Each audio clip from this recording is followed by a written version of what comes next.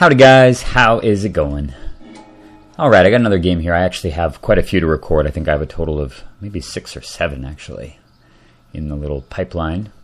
This game I'm playing with Breya up against Jace, Vryn's Prodigy, certainly one of the top tier commanders, running a little roughshod over the Commander League. Don't run into it too often in the just for fun room, but that's basically the only place you can get games unless you're playing in the Commander League, and I'm really not too interested in playing against the same 3 net decks over and over and over again all day long. It's just not that enjoyable. So that's why I haven't been recording any Commander games in the league. Not that I'm not interested in it, and I definitely follow it and so on, but I'm kind of waiting for the format to calm down a little bit. It just filled with partners and a few other commanders, Breya among them, that is making the format feel really stale and not particularly interesting. So that's why I haven't been playing it. I enjoy the variety that's endemic to the more casual room. Plus, you get lots of good games. There's plenty of people who are playing tournament-worthy decks, and you can often even struggle against decks that aren't necessarily tier 1 if they get a good draw or if it's just a bad matchup. But anyway, he's playing Jace. I have a very interesting hand. I have all mana except for Stoic Rebuttal. I believe I'm going first, though. And with that in mind, the ability to pretty much play this Signet unopposed, I feel that it's reasonable that I can probably keep the hand, given the fact that I can play Breya once and potentially just cast it a second time relatively quickly. And the Jace deck wants to generally put its commander out on turn 2, so I can actually get my Breya out. If I go turn 2 Signet, if he plays turn 2 Jace, then I just play Breya against it, which is excellent defense. So with that in mind, he may not be able to deploy his commander because I can threaten Breya on turn 3, and that should buy me enough time to get spells. So I'm going to keep this hand, even though it's a little bit dicey. Go away, Breya. Just leading with Marsh Flats, and I'm sacking this right now just because of Stifle potential. There's no reason. I fully intend to sack this no matter what. And if he wastelands me, that's completely fine because I've got all 4 colors anyway in my hand, and it doesn't really get him any ahead at all. So this is just an anti-Stifle counterplay. Map. Alright, that's good. Whir of Invention. Kind of handy. Just going to play my Signet here. There was an argument for probably using the Misty Rainforest this turn, given the fact that I have plenty of land already, and again, prevents him from stifling, if in fact he does have that. It does veil the fact, if I don't play the Rainforest though, and fetch a land, it does veil the fact that I have red mana a little bit. I don't know if I would get it or not. I might though. I might get the Volcanic Island off Misty Rainforest. Alright, so Jace comes down, and this is very interesting. He plays it off of Nephalia Academy, and the fact that he didn't play a second island here is kind of a pretty strong indicator to me that he may not have any more islands in his hand. So I'm going to take that into account going forward. Okay, well, other than the whir, I haven't really drawn any business here. Certainly going to go get Volcanic Island. And just slam Breya here, and pray he doesn't have a Daze. Although if he did have a Daze, it wouldn't be the end of the world because he would be set back so much on mana. He might have a hard time rebuilding before I could just play Breya a second time. But he doesn't have it. So it goes back to his turn. I think he probably drew this Mirrored Landscape. Oh, I suppose he could have had it in his hand because he just wanted to play Jace last turn. I'm not sure why you would play this Nephalia Academy, honestly. It seems kind of mediocre over just a basic island. But it just says done, which is a very good indicator to me. The fact that he didn't draw a card with Jace either. He certainly intends to use the Expedition map. So that gives me a plan, actually, because normally my first response, of course, would be to just instantly blow up Jace with the Thopters as soon as I had a chance. But I have something else in mind, because with Whir of Invention, Breya actually makes 3 mana. It's almost like a Thran Dynamo in a weird roundabout way. So by not attacking here and not sacking, I actually have exactly enough mana to do something cool. I just need to make sure he taps at the end of the turn. Sure enough, he goes to fetch. And with that in mind, I'm going to pay 3 blue, improvise for 3, leaving exactly 2 mana up. Works out perfectly, improvising to get the Veldic Shackles. And there was certainly an argument to go get Winnow Orb here in response as well, given that he'd be tapped out and he wouldn't be able to use Myriad Landscape. And I could do it with just 2 of my lands untapped, which might have actually won the game on the spot. And in retrospect, I think Winnow Orb might have actually been a better card to get, given the fact that he would be able to probably get something like Ancient Tomb, but mono blue generally can't do anything against Winter Orb. It's either a combo deck or it's a devoted control deck, and either one of those cannot survive with a Winter Orb in play. Plus, I have tremendous amounts of pressure in play. I've already got 6 damage coming at him, and I have a Signet, and I've got another Signet in hand and a Boilerworks. And with that in mind, I think I probably should have taken the Winter Orb, but I was just too intent on this cool play because of how it worked out, and I just really wanted to steal the Jace. So this is a classic example of just sort of a tunnel vision play. You have one thing in mind, and you don't really deviate from that game plan, even when the board state dictates a different course of action. Throws away Temporal Trespass. Jesus. All right, well, I have a Jace. Unfortunately, I have 3 cards in the graveyard already, so I'm not going to be able to get many uses out of it. Still good, though. All right, well, what did he get with that? Okay, he got Cavern of Souls. I think he just top-decked an island.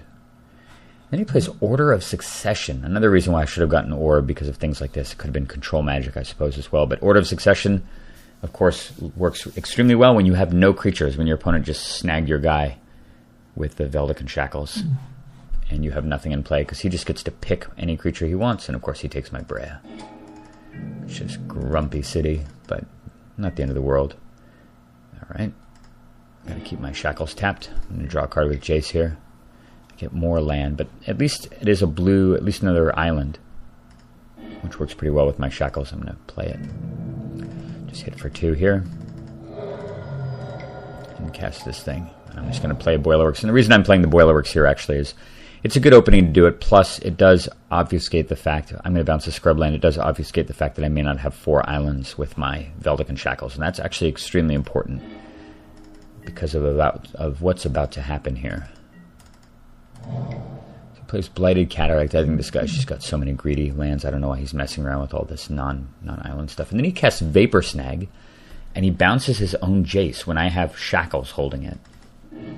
So this decision to play the Boilerworks actually works out quite well, because I think that he's assuming I don't have another island, when in fact I have 2 in hand. So that's wonderful for me. I take 4 damage. Obviously untap my Shackles. Surprise! There's a 4th island. Attack for 2. And in a turn, he's going to do that.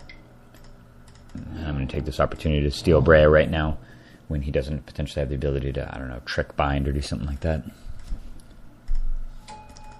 This is excellent too, because he still actually has control of this. It still belongs to him as far as the game's concerned if I untap the Shackles, but I can sack the Breya and get control of it back now.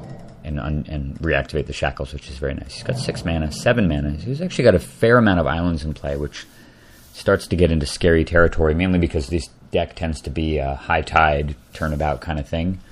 And if he does have a bunch of islands in play, it can get rough, especially when my hand is just nothing. I mean, I started with the Stoic Rebuttal, I drew this, and the rest of my game has basically just been, and I used Whir, of course, to tutor for the Shackles. So the rest of my game has basically just been the general and mana, which is unfortunate.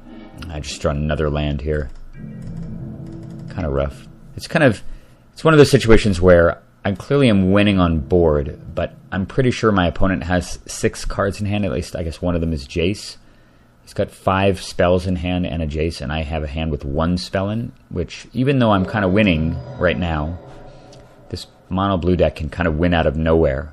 And the fact that I can't really interact with his hand outside of a single Stoic Rebuttal means that my position is very precarious and I have to be extremely careful. I'm just going to play another island here. End of turn, he taps a ton of mana, and I'm fully expecting something like Stroke of Genius or Blue Sun Zenith that, of course, I would counter with Stoic. But instead, it's just Flash of Insight, so I'll certainly let that happen. 7 cards in hand. 7 to 1, basically. Well, now 6. It's really not good. So he plays Serum Visions, which is fine. He does nothing. And then he taps a bunch of mana, and during my upkeep, he casts Cyclonic Rift. And I actually gave some thought to letting this happen. The reason is because I can tap 1 land, I can tap these 2 Signets, I can sack Breya, right? So, because bouncing the Shackles, well, I guess I don't even need to sack Breya. I guess Breya would just return to my hand. And I get both the Signets back. I definitely gave some thought to this because of the fact that I really need to hang on to this Stoke Rebuttal because it's really the only thing that's potentially keeping me from losing. And I'm really loath to let go of the last counterspell, which is my last way of stopping a combo deck from potentially killing me. But I think about it, and one way of keeping a combo deck from killing you often is to just kill it first. And I figure that the amount of time it's going to take me to rebuild the whole board position, if the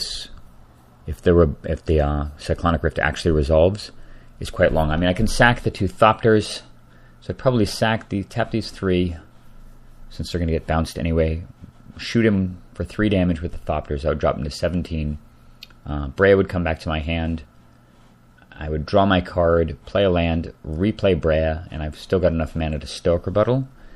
So I miss out on 3 damage, but I'm not able to play whatever this card is, and this card could potentially be really good. So with that in mind, I'm really on the fence about it, but I decide I want to Stoke Rebuttal here, just to continue the pressure. Alright. Plus he could have Force of Will or something and prevent Breya from being recast, which would be gnarly.